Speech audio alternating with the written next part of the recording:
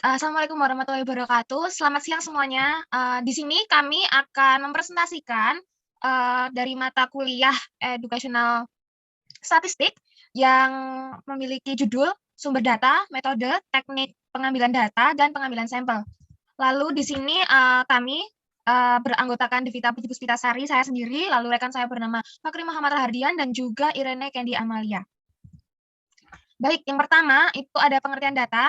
Menurut para ahli, yang pertama ada menurut Mills tahun 1984, itu data adalah fakta mentah, observasi atau kejadian dalam bentuk angka atau simbol khusus. Lalu yang selanjutnya menurut Safrizal Helium Situmorang, data adalah sekumpulan informasi atau nilai yang diperoleh dari hasil observasi atau pengamatan suatu objek. Lalu selanjutnya menurut Kamus Webster, data adalah things known or assumed atau sesuatu yang diketahui dan dianggap. Lalu selanjutnya menurut KBBI, data adalah keterangan atau bahan nyata yang dapat dijadikan dasar kajian untuk membuat analisis dan kesimpulan. Selanjutnya di sini ada fungsi data. Fungsi data sendiri itu yang pertama ada sebagai dasar membuat keputusan, lalu sebagai dasar perencanaan, lalu sebagai acuan implementasi suatu kegiatan, dan juga sebagai bahan evaluasi. Di sini ada persyaratan data. Dalam suatu penelitian, data yang baik harus memenuhi persyaratan sebagai berikut. Yang pertama, data harus memiliki tujuan. Data diperoleh dari lapangan dan dilaporkan sebagaimana adanya. Lalu ada relevan, data harus sesuai dengan masalah yang diteliti. Lalu up to date, data harus selalu menyesuaikan dengan perkembangan, jadi nggak boleh ketinggalan zaman. Lalu selanjutnya ada representatif, data harus diperoleh dari sumber yang sesuai dan mewakili kondisi sebenarnya dari suatu kelompok atau populasi.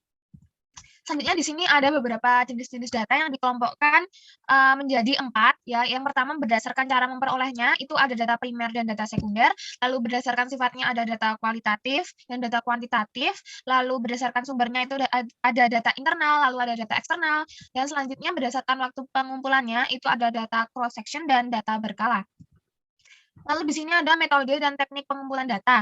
Metode pengumpulan data adalah teknik yang digunakan dalam suatu penelitian untuk mengumpulkan atau memperoleh data. Metode pengumpulan data menjadi hal yang tak kalah pentingnya dalam suatu penelitian. Teknik pengumpulan data dapat diartikan sebagai langkah strategis dalam penelitian, baik itu bisnis, pemasaran, humaniora, ilmu fisika, ilmu sosial, atau bidang studi atau disiplin lainnya. Data memainkan peran yang sangat penting, yang berfungsi sebagai titik awal masing-masing. Lalu di sini ada prinsip pengumpulan data, yaitu ada dalam proses pengumpulan data terdapat beberapa prinsip yang harus diperhatikan dan diterapkan oleh seorang peneliti, yaitu satu, kumpulkan data selengkap mungkin, tidak sebanyak mungkin. Itu merupakan dua hal yang sangat berbeda ya, teman-teman. Lalu yang kedua adalah memperhatikan kebenaran data baik dari sumber maupun sumber data itu sendiri.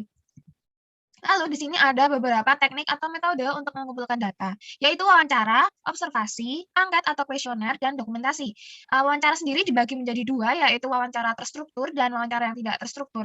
Lalu ada observasi, di sini dibagi menjadi dua juga, yaitu ada participant observation dan juga non-participant observation. Lalu untuk selanjutnya akan dijelaskan oleh rekan saya lainnya. Baik, terima kasih. Yang selanjutnya ada angket atau kuesioner. Metode pengumpulan data berikutnya adalah angket atau kuesioner. Metode ini dilakukan dengan cara memberikan pertanyaan atau pernyataan tertulis pada sejumlah responden yang dijadikan sampel pada suatu penelitian.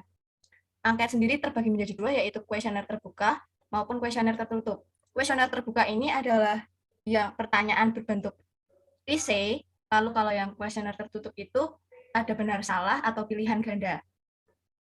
Dokumentasi. Dokumentasi adalah metode pengumpulan data dengan cara mengumpulkan dan menganalisis dokumen-dokumen yang telah ada. Dokumen dapat berupa autobiografi, surat, arsip, foto, jurnal kegiatan, dan lain sebagainya. Next. Berikutnya ada skala pengukuran data atau skala data. Skala pengukuran data atau skala data adalah aturan yang digunakan untuk mengelompokkan variabel yang akan diukur untuk menentukan teknik analisis dan tahap penelitian selanjutnya. Macam jenis skala nominal. Skala nominal. Hasil perhitungan tidak berupa pecahan. Angka-angka yang tercantum hanya sebagai label, tidak ada pesanan. Tidak memiliki ukuran baru dan tidak memiliki nilai nol mutlak. Yang dimaksud di sini tidak ada pesanan yaitu narasumber atau sampel tidak bisa memilih angka di mana mereka akan diberi label. Tuh. Next. Berikutnya ada skala ordinal. Kategori data saling eksklusif. Kategori data memiliki aturan logis. Contoh dari skala ordinal yaitu peringkat kelas 1, 2, 3, dan seterusnya. serta atau posisi seperti direktur, manajer, staf, dan lain-lain. Berikutnya adalah skala interval. Fitur skala interval, kategori data saling eksklusif. Kategori data adalah logis, dan nilai 0 mewakili satu titik pada skala. Akan tetapi tetap tidak memiliki nilai 0 mutlak. Contoh skala interval, yaitu contohnya pengukuran suhu 31-34 derajat yaitu rendah, 35-38 derajat yaitu normal, 39-42 derajat yaitu tinggi. Dan contoh lain dari skala interval itu ada juga tingkat kecerdasan atau IQ. Rasio skala. Skala rasio merupakan skala yang memiliki nilai 0 mutlak dan memiliki jarak yang sama. Skala rasio memiliki karakteristik yang mirip dengan skala interval, hanya saja skala rasio tersebut memiliki nilai 0 mutlak yang menunjukkan tidak adanya karakteristik. Contoh skala rasio yaitu usia manusia, ukuran skala, bobot, tinggi, jarak, dan juga nilai ujian. Teknik sampling. Pengertian dari teknik sampling adalah teknik pengambilan sampel dari populasi.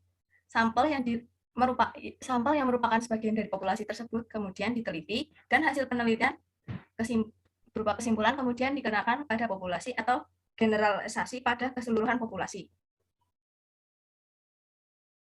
Cara pengambilan sampel. Pengambilan sampel acak sederhana atau simple random sampling. Kerangka sampel adalah suatu daftar yang berisi kumpulan elemen-elemen populasi beserta informasinya. Elemen-elemen populasi dapat berupa benda atau makhluk hidup yang bersifat nyata dan dapat diidentifikasi untuk dijadikan objek sampel. Langkah-langkah memilih sampel seharusnya mengikuti kaidah berikut.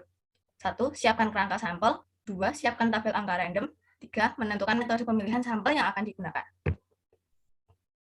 Pengambilan sampel acak sistematis atau systematic random sampling. Pengambilan sampel secara acak ialah suatu metode pengambilan sampel di mana hanya satu unsur pertama saja yang sampel dipilih secara acak. Sedangkan unsur-unsur selanjutnya dipilih secara sistematis menurut pola tertentu.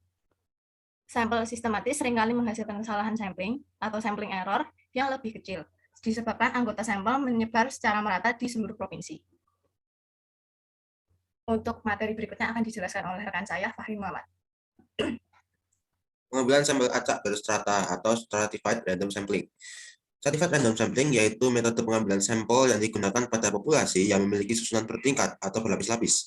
Teknik ini digunakan bila populasi memiliki anggota atau unsur yang tidak bersifat homogen dan berstrata secara proporsional, sehingga setiap strata harus terwakilkan dalam sampel.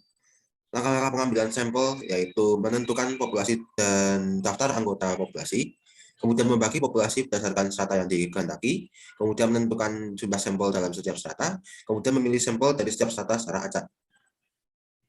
Kemudian ada cluster random sampling, yaitu pengambilan sampel acak berdasarkan area, yang merupakan salah satu metode pengambilan sampel yang digunakan di mana populasi tidak terdiri dari individu, melainkan terdiri dari kelompok individu atau cluster, sehingga unit yang terpilih menjadi sampel, bukan individu.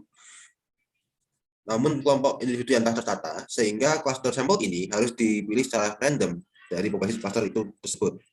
Langkah-langkahnya yaitu menentukan populasi cluster yang akan diteliti, kemudian menentukan beberapa cluster atau kelompok individu yang akan diambil sebagai sampel, kemudian memilih cluster sampel secara acak, dan selanjutnya meneliti setiap individu dalam cluster tersebut.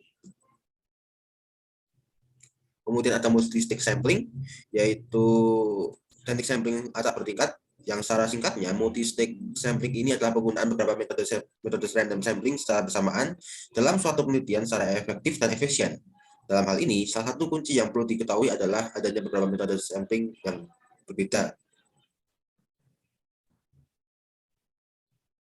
Ada beberapa syarat yang harus diketahui dan dipenuhi sebelum menggunakan multi-stage sampling sebagai teknik pengambilan sampel dengan terpenuhinya beberapa syarat berikut, yaitu populasi sampel yang cukup homogen, kemudian jumlah populasi yang sangat besar, populasi menempati daerah atau domain yang sangat luas, kemudian tidak tersedianya kerangka sampel yang bisa memuat unit-unit yang kecil atau ultimate sampling unit.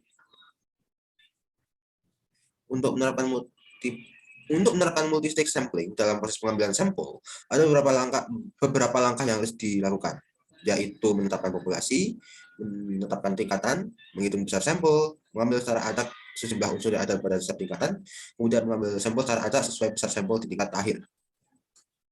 Kemudian ada teknik pengambilan sampel tidak acak, non-probability sampling atau bisa disebut non-random sampling, adalah kebalikan dari pengambilan sampel secara acak.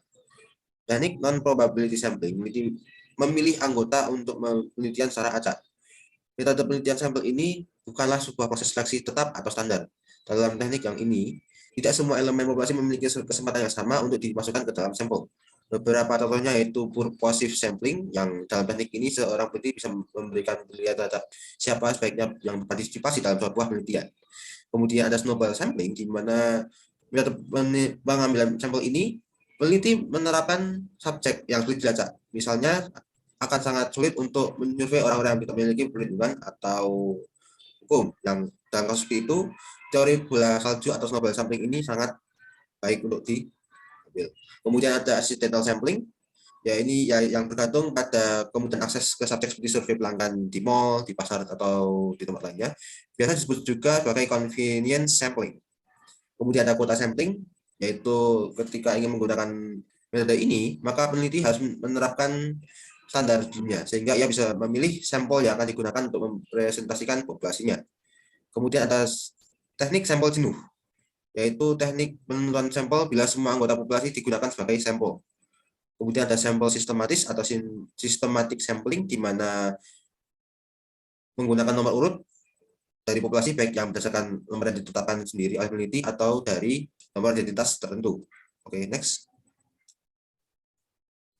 Kemudian jenis teknik penetapan sampel. Dalam menentukan sampel diperlukan tahapan beberapa sampel.